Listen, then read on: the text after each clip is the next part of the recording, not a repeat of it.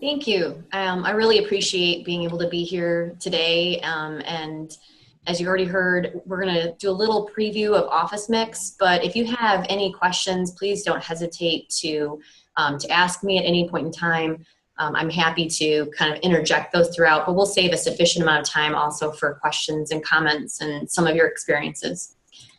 So let me start. We're going to work on a PowerPoint I put together here just to kind of show you some things. I was asked to also cover a little bit about why people might want to use videos in their classroom. And I know for some of you, you've probably already been doing this, so this might be a little bit of a review. But I plan today to just spend a little time for people who are new to it to talking about why this might be helpful in your classroom and in what ways you can integrate it. But spend most of our time on the tool itself, on Office Mix, which is a free app for PowerPoint. And then finally, to provide time for questions and comments. All right, so why use online videos in your class? Flipped classrooms, hybrid classrooms are sort of becoming a more common presence in our law school classrooms. But why might you want to consider using it if you haven't already? It's a great way to engage students, and I particularly find as they prepare for class or prepare for the time you're going to meet, they're extremely helpful to get students to think a little more critically before they come to class and the material that you're going to cover. They also allow you to integrate different types of instruction, whether they're academic skills. So for example, if your students have issues with how to read the materials you're giving them, that the materials in your class are different than other classes and they may not be as ready to do that. A video just instructing them on how to read the kinds of things they're going to see in your seminar or your class is extremely helpful. It allows you not to use that time in class to cover it, but provides the students a resource that they can visit and revisit when they need to look at that skill. Additionally, I know in clinic we're working a lot on lawyering skills, but there might be some skills that are tangential that you don't want to spend time in class on, but you want them to work on outside of class, or ones that you find to be fundamental. So those are good to cover in videos. It also allows you to provide students with a good review of concepts. So once you finish something, kind of a capstone video that walks them through that concept. It allows you to incorporate assessment, and Office Mix is particularly good at that. So there are drop-in quiz questions that you can integrate into your video that collect data from the students. And I'll walk you through how we do that, but it's a great feature of Office Mix. So if you're either looking for assessment to provide to your school or even just to the students that you can either grade them or get feedback to them, from them, Office Mix allows you to do that. And it also allows you to provide more dynamic feedback. So in addition to flipping content, you could also provide videos that instruct students on what they've done. If you take a video of students negotiating, you could voice over your comments back to them and share your video with them in the end. Here's some examples of good topics to tape. One of the tricks at the beginning is learning what works well in this format and what doesn't. What works particularly well are preview and review of concepts. Also, summary of background that they need. So, for example, in clinical courses, maybe providing summary of how to read through case files, how to respond to individuals in appropriate emails, those things that you want them to have foundation in before they go to their course. Basic concepts or theory that you want them to have. These are good for video because, again, you can spend class time on something else that is more, requires more of your oversight, like application or analysis. But you also have now something that the students can revisit should they have some concerns or questions about a concept as they get further throughout the course. So for example, a student in your clinic may not have questions about certain ethical issues at the beginning of the course, but as they continue in representation, that issue that you covered earlier on is now all of a sudden at the forefront. Well, if you had a video about it, it provides the student a chance to go back and review it. basic skills that you want to model or discuss. Giving them a demonstration ahead of time allows you to have a better discussion during your time together. And working through basic problems, hypotheticals, or application of the law to hypothetical. Finally, as I mentioned before, providing feedback in a video is also a really helpful tool for students. Some basic tips for creating videos. You want to think about what you're going to show in the video. And for OfficeMix, the central focus is a PowerPoint presentation. OfficeMix allows you to drop in other content, and I'll show you that later, but the main application is PowerPoint. So you want to think about what you want that to look like. Ideally, you want to aim for a short recording, approximately 10 minutes or less. If you have longer material, it helps to break it into multiple recordings. The reason for this is students find it difficult to watch anything that's longer and actually attend to it. And also, if they want to review it, if it's a long video, it's hard for them to review, and they tend to not use it as the tool you want it to be.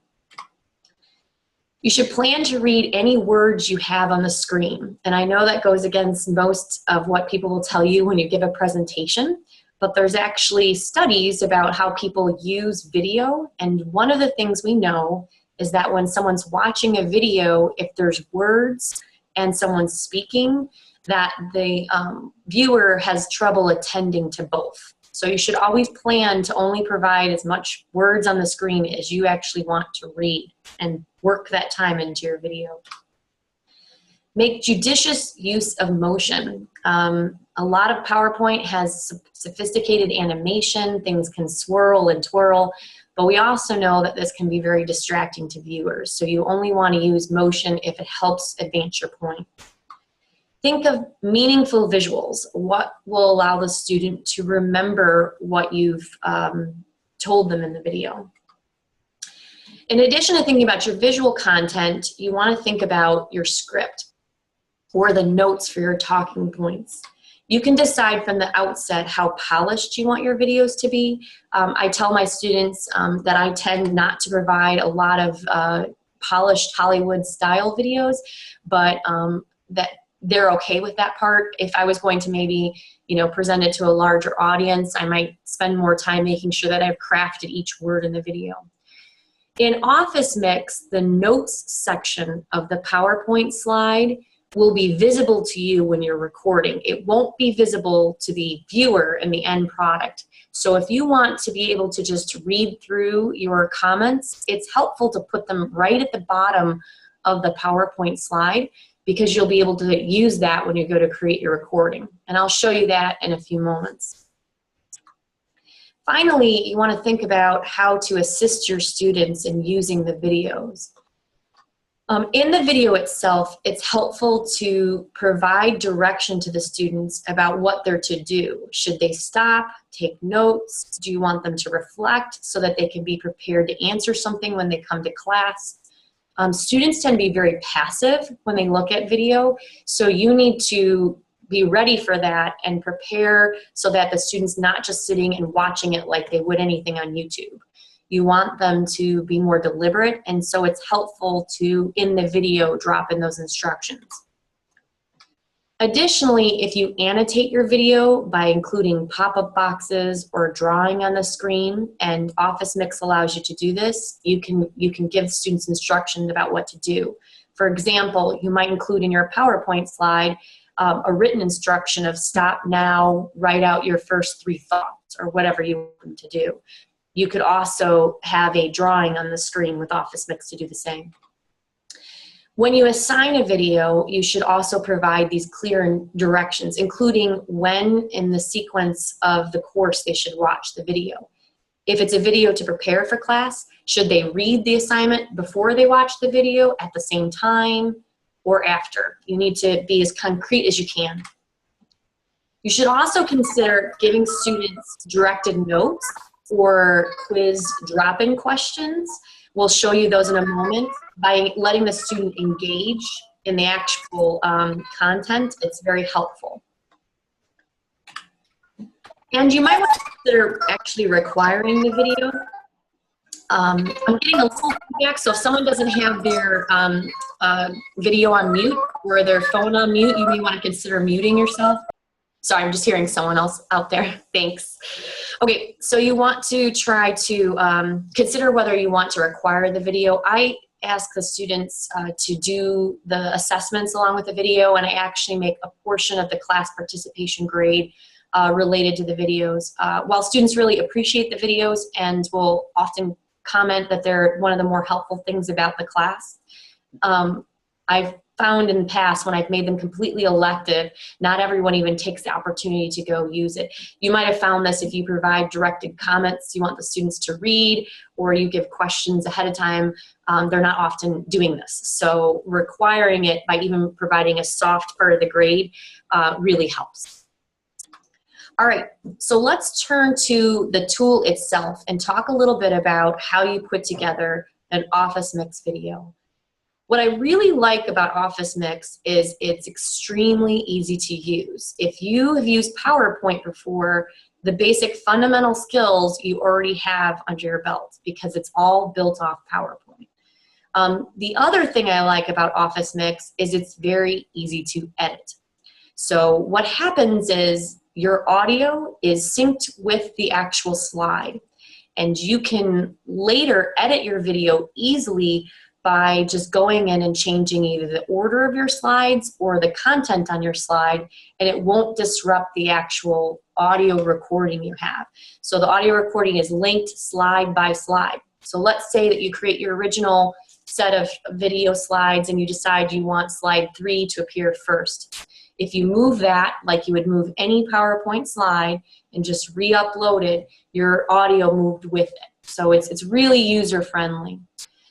To start out, you need to download the free add-on for PowerPoint, and you get that from www.officemix.com.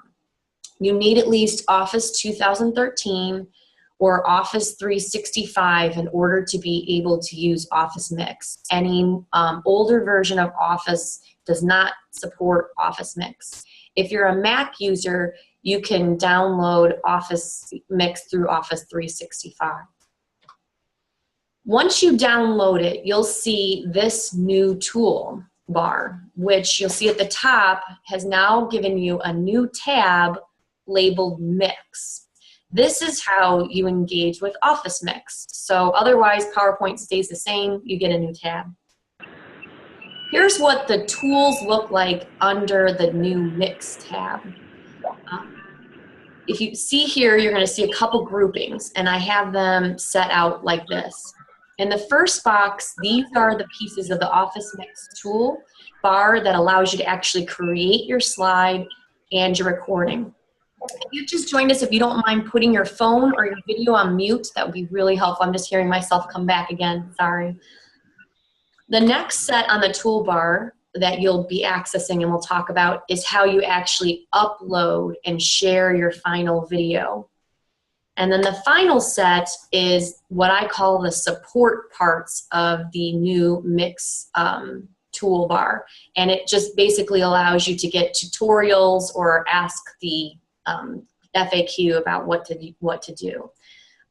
With all these slides that I've annotated, I'll be posting these and sending them out to those who are in our presentation here today if you want any of these. But let's talk about that first set of tools. These are the ones you're going to spend the most time with. So what you're looking at is a screenshot of the presentation that I put together for today. And so you look at the top, the main keys that I'm going to use include the slide recording, the quiz video apps, and then these extra features.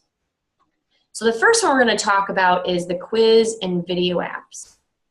This feature allows you to really engage with your students and to even run assessment on your students.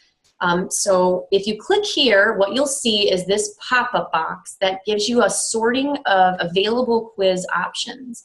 The ones that are most relevant to us are multiple choice, true, false, free response, where they can write even up to a short essay, and a multiple response poll.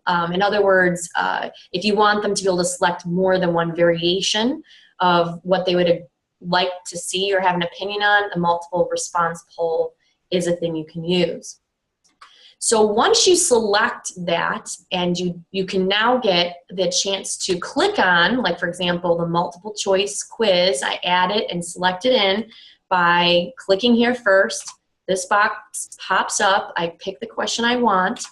Here's what it looks like. So this is a multiple choice example. And what you see here is sort of the framework to build my question. I'll show you what happens to them when we put them in the video. But here's your options. You can write your actual question on the insert question here point. You can change it to a multiple select by clicking the allow multiple choice option as opposed to single. You can make it random if you want to make sure that students are, not copying from someone else by shuffling the answers if it doesn't matter to you. You can allow them to attempt multiple answers, or you can limit the attempts. Once you write your question in, every question option gives you the chance to give the students a hint, which is this light bulb. So I often include things like, if you have trouble with this question, review pages blah and blah of the material.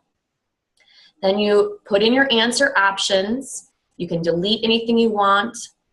The comment box allows you to write an explanation for the answer.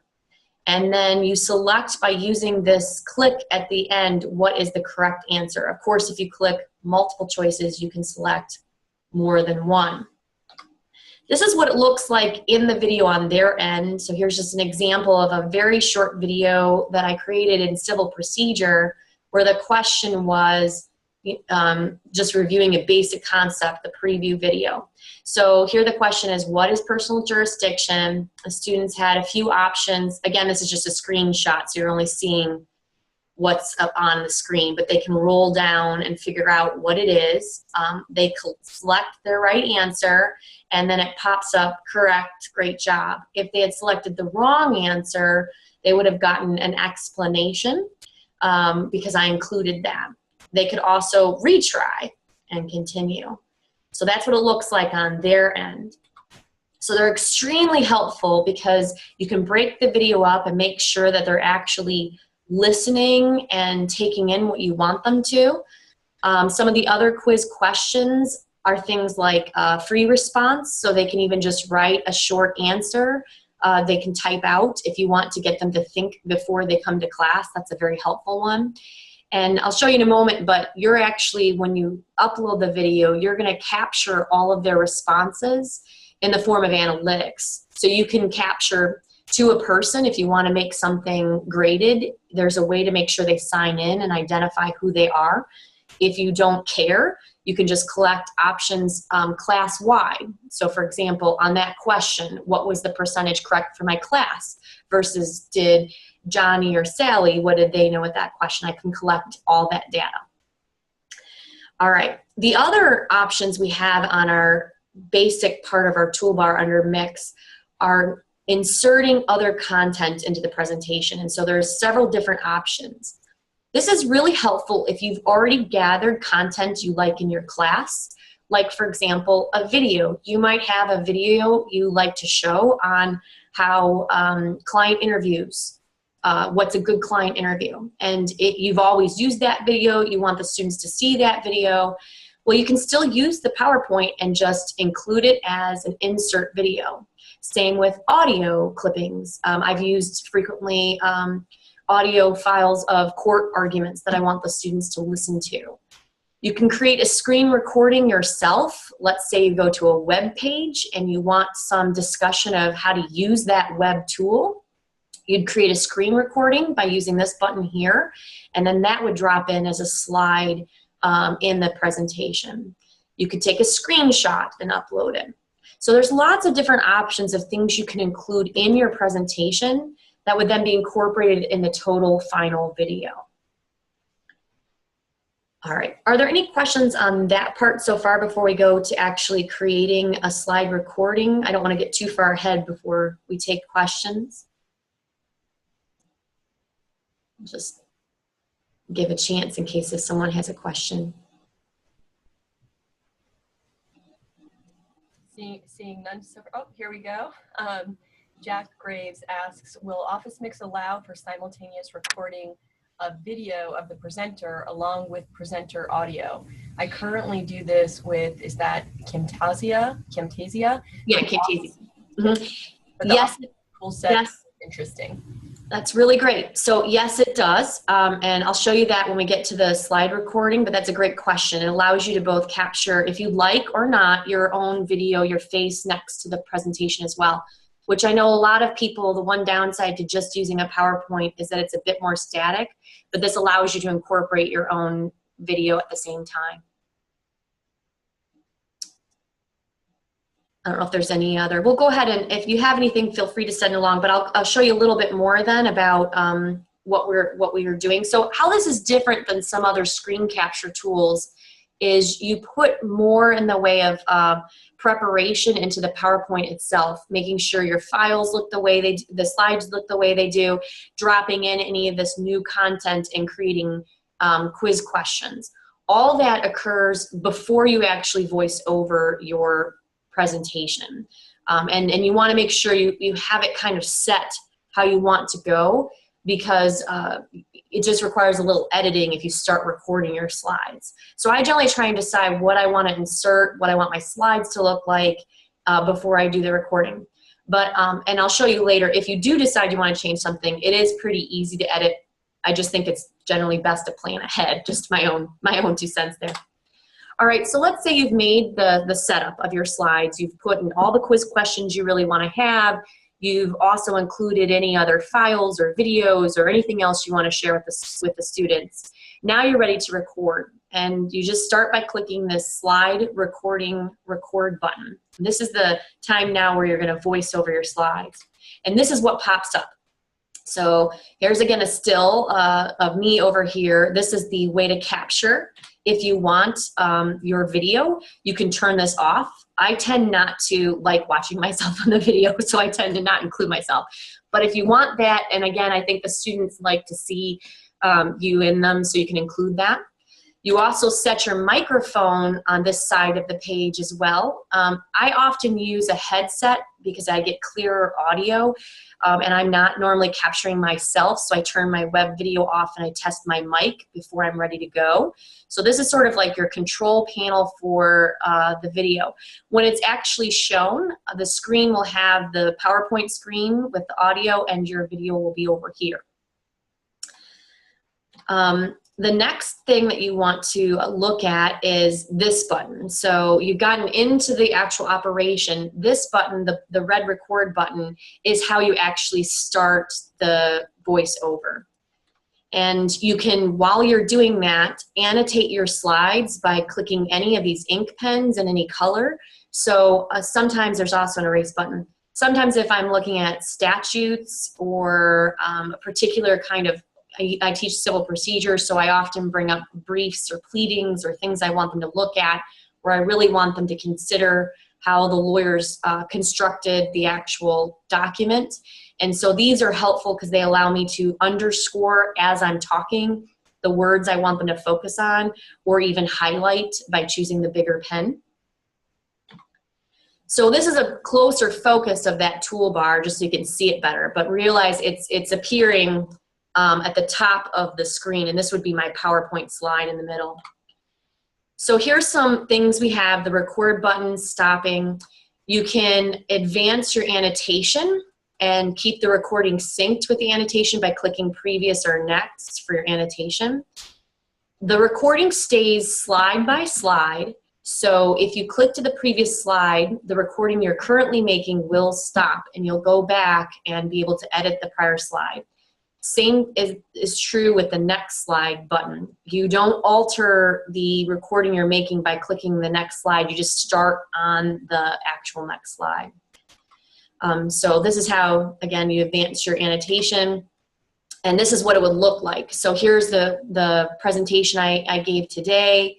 I had this note, and I have more coming up. If I wanted to sync my language with what you're seeing on the screen, I would come up here and click next animation while I'm talking, and the animation would appear as I've preset it.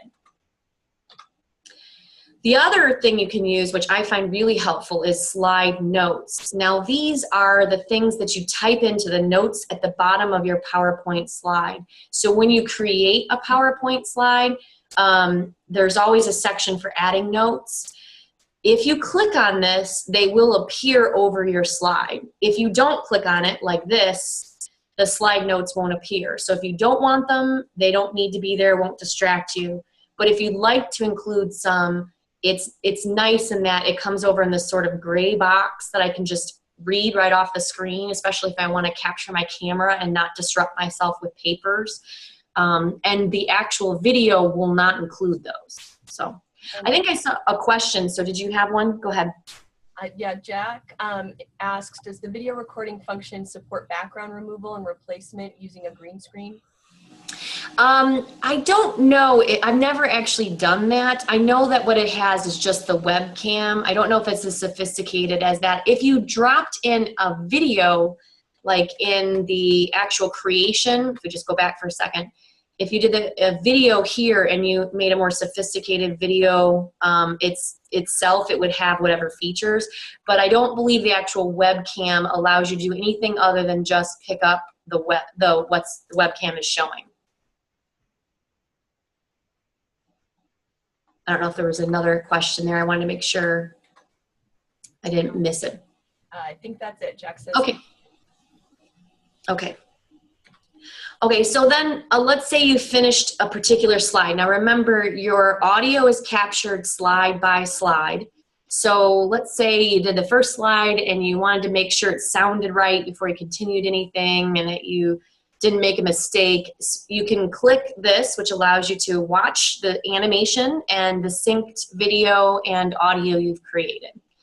If you decide you don't like what you saw, you can edit by erasing either that individual slide or there's an option on the drop-down box to erase every slide you've done so far. What I really like about Office Mix compared to some other tools I've used is it's very simple in this feature that I don't have to go and cut and splice out parts of the video, which I've used on other things. I have to find it in the video and put caption bars to make sure it gets removed. This is a little bit more chunked because it's slide by slide, so I can just cut the slide out entirely. One thing that's interesting to note about this, let's say I wanted to change the actual language on the slide but not my audio. Let me just show you what I mean. So let's say I had this recording and I made some comments on this line on preparing notes or script for your talking points. And when I went back and looked at the video, I thought, I like what I said, but I think this sentence is clunky, or I want to say something other than the word notes. When I go back and change, go back to the original part of my PowerPoint outside of this recording option, I can change any of the images. Maybe I say I take this guy out, I change the word. The actual audio will stick with whatever I've animated. So if I change the word notes, whatever I've voiced over with this particular animation will still stay there. Even if I change the picture, all the audio for the slide will stay the same, which has been really helpful because I've noticed at times I didn't like the image, I didn't like the way I had phrased something in the writing, but I thought my recording was fine. It just is really, really easy to edit that way. All right, so that's the editing features. So we're back to the main screen again of how you process stuff. When you're done with all of your slides, you click the close and it'll say, are you finished with your recording? And you just click close and you'll go back to your main PowerPoint screen. So this is the one you should feel familiar with, your file, home, all those normal buttons. If you click the mix button, once you're done, you now are moving to uploading and sharing your final video. And so what you're going to click here is upload to Office Mix. This is the button you really want to use if you want to use the analytics that are associated with the quizzes. And so I always use this. You can preview your entire video if you want, and this accesses any you've created before. These options, export to video and publish to Office 360. I've never used publish to Office 365. I think it's some sort of collection they have, like a common core, because a lot of K through 12 teachers use this. But you might want to choose export to video if you want to just create a hard video file. Now, if you do that, you won't be able to access the analytics that Office Mix provides, but you would just still have an MP4 to save. I always use the upload to Office Mix, and it gives me an option of click here if you'd also like to create a video. And so I always capture both at the same time. So let's say you click on upload to Office Mix. What you'll see is this pop up, and it just walks through what you're going to do. And basically this one is kind of user proof. There's really not a lot of options you have. It just kind of tells you we're going to prepare it. Now we're moving it up to the offline and mobile devices, which is using the video option. And then it says that you're creating it. When you get to this point, if you hadn't already, you're going to need to log into your account. And so for those of you that have an Office 365 account associated with your school, you can always link all of your Office Mix there. I don't at my institution, so I created a free Microsoft Office account. So when you go to download Office Mix the very first time, it will ask you how do you want to log in, and I just created a name and password then. And it's been very helpful because I can log into it from anywhere and see all of my videos and my analytics. But basically, you click on that, and it spins its wheels for a while. An average video, if you're just linking it to the Office Mix, takes about, like, let's say, a 15 to 20 minute video takes approximately 1.5 minutes or so to upload. If you also upload the video, which gives you this option now later, it generally takes 2 to 3 times as long. So for about a 20-minute video, you know, you're looking about anywhere between 3 to 5 minutes or so, just to let you plan ahead of time. I always do the video option because I let my students download them to other devices if they don't have a constant connection. So this is what appears. This is your control for how you share it from Office Mix. Now remember, if you just want to share just your video, you can click download and save it to anything. You could save it to, you know, your computer and post it on your TWEN page or your course page or whatever you want. I keep it on Office Mix because I like to collect the data, which means I need to share this URL, which will stay attached to this video. No matter how many edits I make to this component of the video, the URL always stays the same, which is nice because if you change your video but you want all of your links to stay live, as long as you continue to update the same video, you never have to worry about refreshing any of your links. You can preview it by clicking here. You can give it any title you want, write a description in, create a category so you can search them. So for example, you can create a tag if you have some for some classes and not others, and you want to search through your mixes, your finalized videos. Easily, tags help you do that, so you can tag them to the class. This option here is your sharing option. There are 3 different levels going all the way up to public and as least as limited. Limited is the option where the person must not only have the link, but actually sign in using either Microsoft Office, Office 365, or Facebook, and Gmail too. I've never found a student that doesn't have any of those at all to be able to log in for me. And if they don't, they can sign up for a Microsoft Office account on their own. So what it does is it asks them to provide their account, and so it ensures that the person who's actually signing up is the person who they say they are. So again, if your school has Office 365, they can just use those law school accounts and just sign right in. Angela, one question. If you Sure. upload your videos to Office Mix and keep all of them there, is there a data storage fee? No. It's No, there's not. Okay. So, and they have never published any space on there now which says that they have a limit even, and I've uploaded quite a bit, so yeah, they're pretty generous. I think they're really trying to promote this amongst educators because they also want to break into business, is my understanding. So I think they're kind of using a lot of how we use it to inform them of how to make it work better, which is why they're allowing us to use it free. Okay, and one other question. The editing function by slide appears to be very useful. Can you also edit specific segments of a video? You mean the audio part? You can't do like let's say I just want to take a phrase out.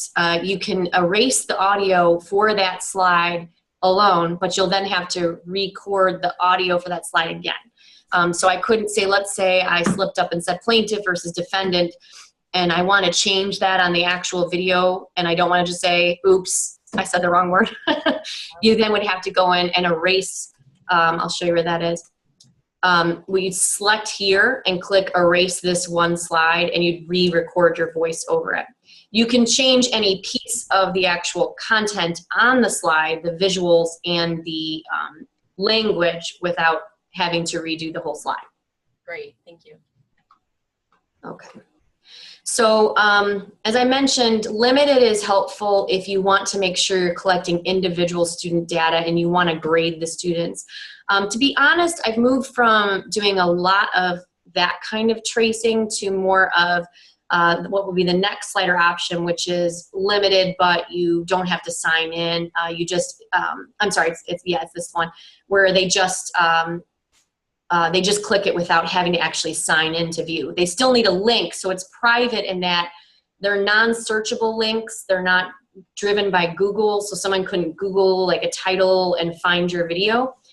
So they're still private that way, but anyone with a link could get it without signing on.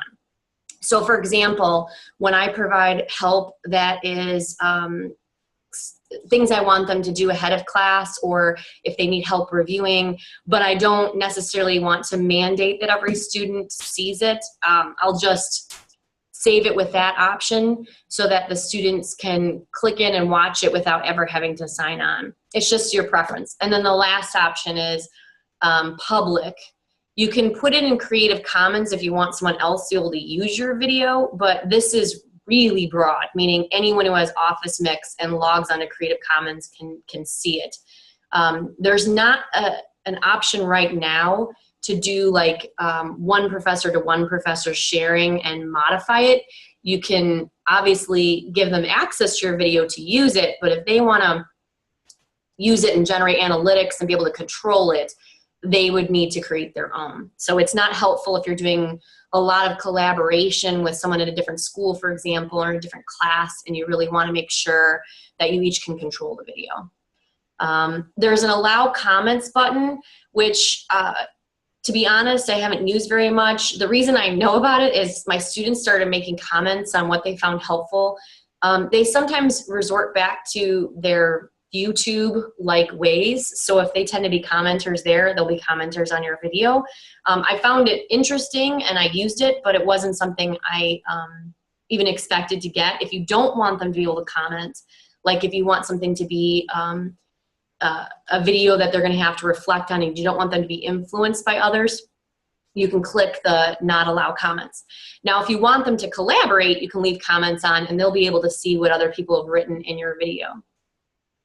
So that's basically what it looks like on that end. You capture your URL and then share it, or you download it and share it from there, however you like. This is what it looks like on the student end. So that's that same video, but now on their end, they use the URL, they sign in if I required them to sign in, and they get to the first slide. When they click play, it starts just rolling through the videos. Now what you see here are several hash marks. The little hash marks are movements between one slide to the next. The big hash marks are quiz questions. They also have a table of contents, which if they click on looks like this. And so they can jump from slide to slide, not just by using the hash marks, but by using what the slide looks like. And this makes it really, really effective for students who want to review something. So let's say you have a video about how to interview a client and you have an image about with the funnel of how to ask questions. They can see that, click on that, and listen again to your instruction. So I've watched their behavior over the years, and it's interesting seeing what they go back to. But I found with this tool, since I can watch it more, that they do really like to go in and just pick up on the pieces that they didn't quite get, which is really what I want them to do. I mean, I don't need to take up their time to watch an entire video multiple times through, but if they can come back and get a concept, it really helps. These slides are the question slides. One thing I didn't mention before, and I apologize, you cannot voice over a quiz question. So if you want to include a question and you want like a hint, you need to include it in the hint bubble. You can only voice over the other slides, the traditional slides that you created.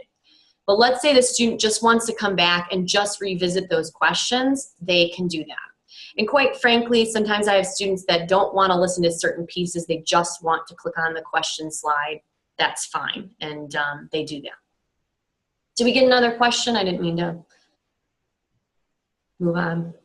I don't think so. Okay, something just popped up on mine. I wanted to make sure I didn't miss anybody. All right, well, that's really at the end of basically how Office Mix works in a nutshell. As I mentioned, I'll post these slides, and I have a short summary that's in written form, so if you like to read text, I have that as well that I'll be happy to share. But are there any questions about how to use Office Mix or creating videos, or if you have any thoughts or comments about how to use it yourself that others might want to know about, that would be great.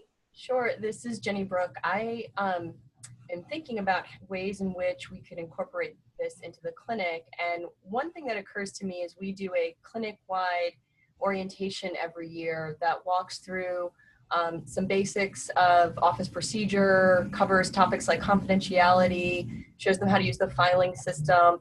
And I wonder if this would be useful for that. I think there's some value to having the students come in and meet the administrators of the clinic, but have you heard of others using it in that kind of training format? Yeah, I wonder if someone else even on the list can talk about that. But yes, so I have heard other people that use it for almost that exact thing. Now, I think you can couple it with watch this and prepare, and then maybe part of the question you drop in is like questions you want to ask the administrators, or it just kind of streamlines the process if they're ready to hear what you're going to say on the day that you actually walk through. The other thing I've noticed is that no matter how good an orientation is, I find that students often aren't really ready to hear. It's not that they're not listening or willing to listen to you, but they're not always ready to hear some of those pieces, reality, until they get into that moment and they think, I remember someone told me something about this and I don't remember what it was. Even just having something like a video to come back to is really helpful. So I'll give you an example in my class, which isn't clinical, but I think it kind of is a good analogy. I put a lot of my, what I would call my course rules of how we operate in our class in a video and give that to them before we meet the first day.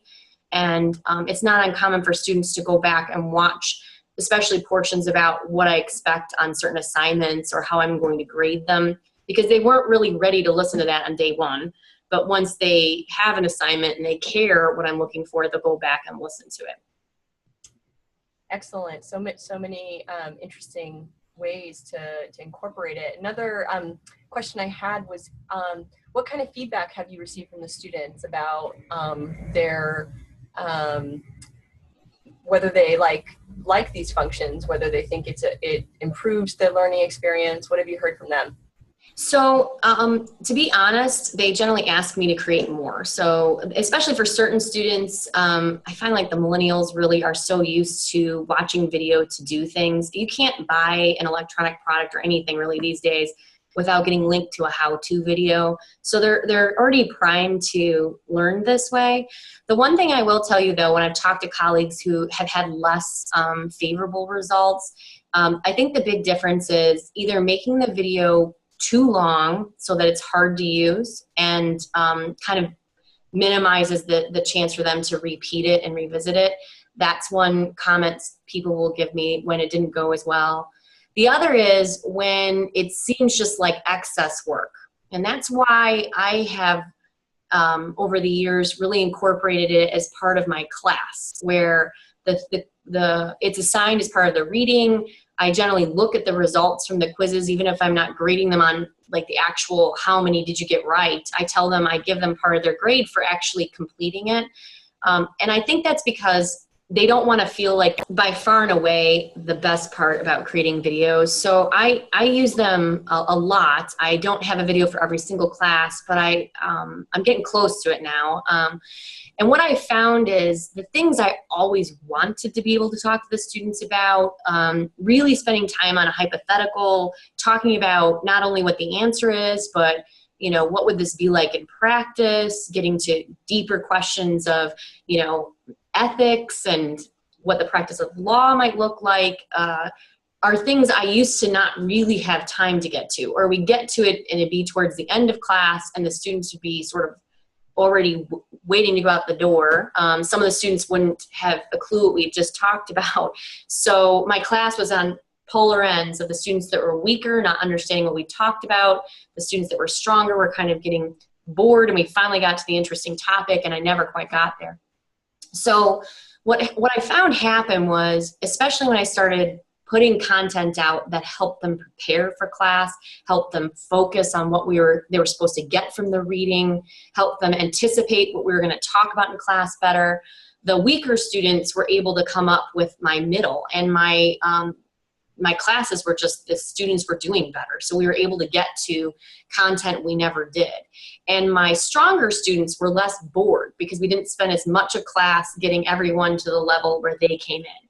So I really found it to be most helpful because frankly, over the years, the chasm between the top performing students.